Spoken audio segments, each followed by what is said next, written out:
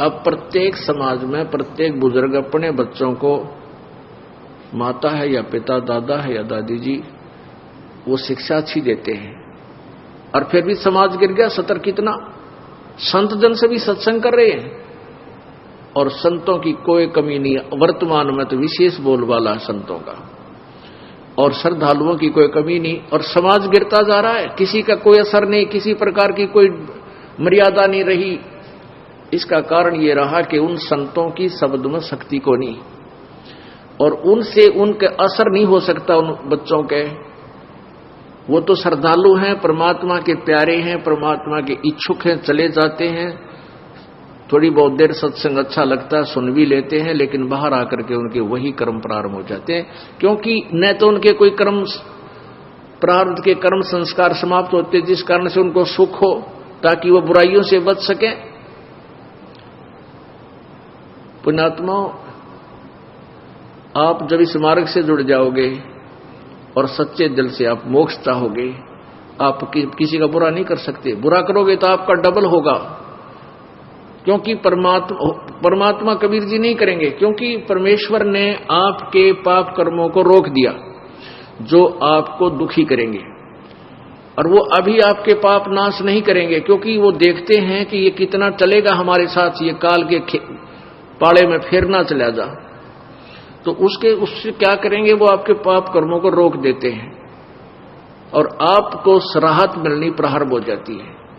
कुछ दिनों के बाद आप छोड़ जाते हो, या फिर आप बीच में कुछ थोड़ा बहुत हेरा फेरी करने की चेष्टा करते हो, किसी कोई जो मर्यादा हमने बता रखी है उसके विरुद्ध क्रिया कर देते हो, आपको हानि, तुरंत हानि हो जाती है, और फिर आपको समझ में भी आ जाती है कि मैंने ऐसी गलती कर दी, आज मुझे इसलिए हानि हुई, तो दूसरी बार आप वो गलती नहीं करते। और दास ने आपको बताया हुआ है कि जिसका कोई, जैसे हमने मर्यादा आपको बता रखी है, इन मर्यादाओं में रहकर आप भक्ति करो, आपको न्यारे सुख होंगे, और जो मर्यादा तोड़ देगा उसका नामखंड हो जाएगा,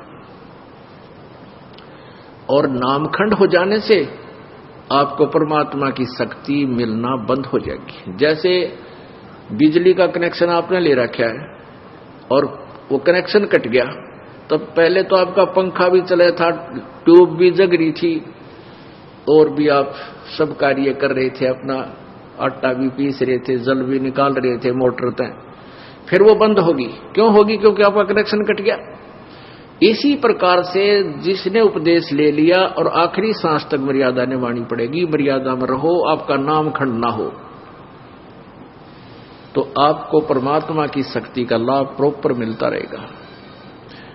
तो ऐसे जब आप मर्यादा खंड कर देते हो, आपका कनेक्शन कट जाता है, तो आपको राहत मिलनी बंद हो जाती है, दुख आ जाते हैं। फिर आप आकर के यहां आपको बताया है कि बार बार बकवाद नहीं करे, बार बार जानबूझ कर नाम को नहीं तोड़ना चाहिए, और किसी कारण से, क्योंकि नए नए बच्चे हैं, समाज में जाते हैं, अन्य समाज जो है हमारी मर्यादा के टोटली विरुद्ध काम कर रहा है। एक परिवार में एक सदस्य नाम लिया और 5 सदस्य आन उपासक हैं। हमें भी पता है कि हमारे बच्चों का ये नाम शीघ्र सी सेट होने नहीं देंगे, तो परमात्मा के आदेश से ये ऑप्शन छोड़ दिया है कि एक आध बार किसी का ऐसा नाम खंड हो जाए तो दोबारा तुरंत ले लेना चाहिए, नहीं तो लाभ नहीं मिलेगा। तो अब बहुत से बहन बेटी भाई आते हैं, जी मेरे पर गलती होगी, माफ कर दो, क्योंकि उन्होंने गलती की, उनको दूना दुख हो गया मर्यादा तोड़ते ही, और पहले सुख होने शुरू हो गए थे। कान पकड़ते हैं जी, आगे से कोई कहता जी बीड़ी पी ली मैंने एक दिन और मुझे ऐसी हानि होगी, आगे नहीं पीऊंगा, दोनों कान पकड़ता हूं। अच्छा भाई, आगे गलती ना करना, नाम दोबारा दे देते। फिर बार बार करेगा तो फिर मालिक नहीं सुनेगा तेरी बिल्कुल भी। तो इस डर से फिर वो गलती बंद हो जाती है, ना वो चोरी कर सकता, क्योंकि ज्ञान हो जाता है कि जो अगर हम चोरी करके सेठ बनना चाहते हैं, दूना दुख होगा, डबल पाप हमारे लगेंगे, और वो चोरी किया हुआ धन आपके पास नहीं रह सकता, ये गारंटीड बात है। अब वो पाप आपके साथ रह जाएंगे जो चोरी करने से बने। एक भक्त का इकलौता पुत्र था, और उसके दोनों गुर्दे फेल हो गए। उसने बताया कि मेरा इकलौता पुत्र था और दोनों गुर्दे फेल हो गए,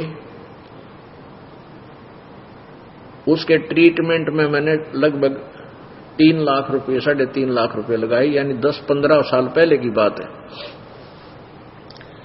वो कैसे लगे? पहले तो झाड़े झपटियां वाले के चक्कर में फंस गया, फिर लोकल डॉक्टरों के चक्कर में फंसा रहा, फिर पीजीआई दिखा रोहतक में बहुत देर हो चुकी थी, कहने के दोनों गुर्दे कंडम हो गए और ऑल इंडिया इंस्टीट्यूट दिल्ली ले जाओ।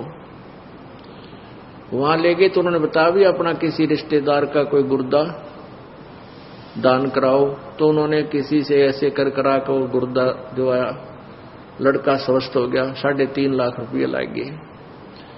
गुर्दे तो ठीक हो गए, एक दिन बस एक्सीडेंट में वो लड़का मारा गया।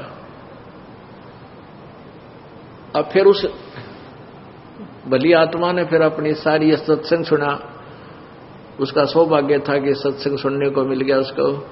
फिर वो फूट फूट कर रोया मेरे पास आके, कहने लगा जी आज का जो सत्संग आपने सुनाया, मैंने ऐसे ही सुनाते हैं भी जो पाप करते हैं वो पाप तो उनके बैड अकाउंट में लिखे जाते हैं, और जो धन कमाने के लिए जो उन्होंने हथकंडे अपनाए, वो पैसा इकट्ठा किया, वो पैसा नहीं रहेगा, गारंटीड बात है, क्योंकि आपके भाग्य में नहीं है।